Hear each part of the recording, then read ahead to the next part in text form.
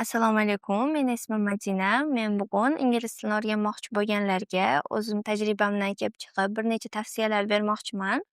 Men Diyorbek sayyohlik o'quv markazida elementary leveldan boshlab 12 oy ichida IELTS 7,5 darajaga erishdim va bu jarayonda eng muhim narsa to'g'ri reja qo'yish va muntazamlik ekanini tushundim. Birinchi tavsiyam bu muntazamlik. Ingliz tilini har kuni oz bo'lsa ham o'rganish kerak.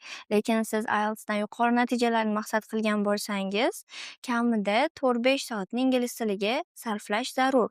Va eng katta xato bu bir kuni ko'p shug'ullanib, keyin bir necha kun to'xtab qolish. Ikkinchi tavsiyam esa reja bilan ishlash. Men o'zim har kuni 4 ta skilldan reja asosida ishlardim. Reading, listening, writing and speaking.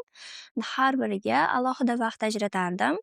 Bu menga juda katta tartib berdi va men har kuni nima qilishimni aniq bilardim. Uchinchi tavsiyam bo'lsa, bu vocabulary ustida ishlash. So'z boyligi juda ham muhim. Lekin so'zlarni faqatgina yodlash emas, ularni gaplar ichida qo'llash ham kerak.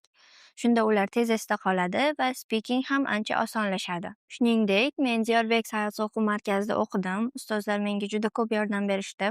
Ular menga nafaqat test bilan ishlash, balki IELTSga qanday yondashish, qanday strategiyalar bilan ishlashni ham o'rgatishdi. Bu menga juda ham katta yo'l ko'rsatdi. Umuman olganda IELTS olish yoki ingliz tilini o'rganish qiyin emas. Faqat shu 4 ta skill ustida yaxshilab ishlasangiz, siz albatta o'zingiz xohlagan natijaga erishasiz.